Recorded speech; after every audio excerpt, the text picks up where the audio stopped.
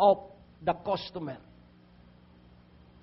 Sidla ng takot ang puso ng tao para bumili.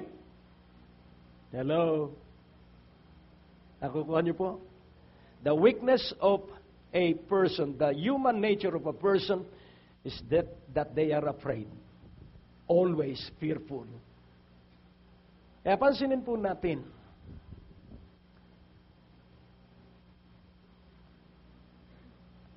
pagkain ba ang talagang nakakapagbuhay sa tao? Ang sabi po ng Panginoon, it is not on bread alone that man shall live, but by every word that proceeded out of the mouth of God. That if you be willing and obedient, you shall partake the best of the land. Amen po ba? So ano po ang instruction? Ano po ang prescription? If you be willing and obedient. A merry heart doeth good like a medicine. So ano po ang pagagandahin? Kaya kahit anong pagkain ang kainin natin, basta maligaya ang puso mo sa Panginoon, lulusawin yung mga chemical. Amen po ba? And this is spiritual and we are spiritual. Dahil isip-isipin mo po yung naalaala ko yung asawa ng aking tiyo. Sinasabon ang mga gulay. Sinasabon bago iluto.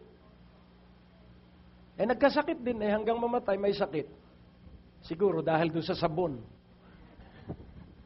Nakakuha niyo po. Do not be too careful. And also do not be too careless. Nakakuha niyo po. So, in between, that is sound. Trust in the Lord with all your heart. Acknowledge Him in all thy ways, and He shall direct you to thy pathways. Magtatapos ka po sa edad na 90 o 100, malusog ang iyong katawan. Why? Dahil pinaniniwalaan mo ang Diyos at ang Kanyang salita. Unlad ang iyong hanap buhay sapagkat pinaniniwalaan mo ang Diyos at ang Kanyang salita. Unlad ka. Gagaling ka sa sakit at karamdaman. Ang sabi ng mga eksperto sa cancer ay big C. Pero wala nang lalaki pa sa big J. Amen? If cancer is called and the terminology used is big C, use the terminology of heaven, big J. Give me a J. Give me an E. Give me an S. Give me a U. Give me a S. What is the big name? Above all names. Ayan. So mag-concentrate po tayo ay kay Jesus. At aalis ang sakit at karamdaman at pamamanhid ng iyong mga binti. Amen. Aalis ang lahat ng dapat umalis because 2 is a crowd or 3 is a crowd. It is between you and Jesus. Cancer will live out your life. Why? Because 3 is a crowd. Cancer cannot stay in your system. Sickness cannot stay in your system because Jesus, who is the head, is clean and pure. So Jesus will remove all impurities from our bodies. Nakukuha niyo po? At para po maranasan mo yung sweeping, mighty work of Jesus, do not fear. Cast all your fear. Pag natatakot kang mamatay, alisin mo yung katakutan mo sa kamatayan. At ipakita mo na ikay willing-willing ay sa buhay. Alam niyo po ba yung willing-willing? Ang laging tinitingnan mo ay bagong umaga. Bago ka matulog, paggising ko bukas, nando na. Amen? So you have a great anticipated expectation for the best. Bukas ang anak ko ay ipopromote. Bukas, may magandang mangyayari. Sa bawat kabiguan, laging ipapahayag mo, ang susunod ay tagumpay. Amen? Amen. Sa bawat kirot, ang susunod ay paglaya sa kirot. Nasa isa akong hospital kahapon, at ang kapatiran ay nakahiga. Dahil ang sabi ng mga equipment, siya ay may sakit. At naniniwala siya sa sinasabi ng equipment na siya ay may sakit, kaya siya ay kailangan hindi siya umalis ng kama. Dahil yun ang payo ng doktor. At siya'y masunurin.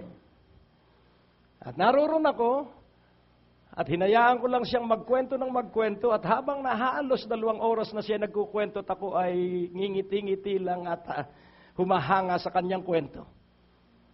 Pagkatapos ang sabi niya doon sa anak, gusto ko nang umupo. At umupo siya, pero nung bago kami magkwentuhan, ang taas ng blood pressure niya. At kwento pa rin siya ng kwento. Hindi ko pa siya pinapanalangin, hinahayaan ko lamang siyang magkwento para maalis yung mga basura sa kanyang isipan. Hello. At nung dumating yung doktor, ang sabi niya, nakaupo na siya. Doktor, pastor namin. Hindi ako pinansin ng doktor dahil alam niya ang karibal niya ako. At ang sabi ng doktor, tatay, pwede ka nang tumbling-tumbling. Ang lakas mo na. Bago kami magkwentuhan, mataas ang blood pressure. Pero nung kami nagkukwentuhan, bumaba sa normal ang blood pressure. At ang sabi, pwede ka na pong bumaba ng kama mo. You are now free to go to the bathroom. Totally healed siya kahapon. Wala akong ginagawa. Nagkukwentuhan lang, siya lang ang nagkukwento at ako ay tagapakinig. At ipinanalangin ko siya at siya'y palalabasin na. At ang sabi, Dok, baka naman pwede bukas dahil attend ako ng gawain namin. Hindi ho, Monday pa. Sayang kasi yung professional fee. So, nais ko pong ipaunawa. Overhaul your belief system. Iyo pong isaayos ang iyong paniniwala sa sistema ng iyong buhay. Your rise and fall is based on what you believe. Your success or failure is dependent on whom you believe.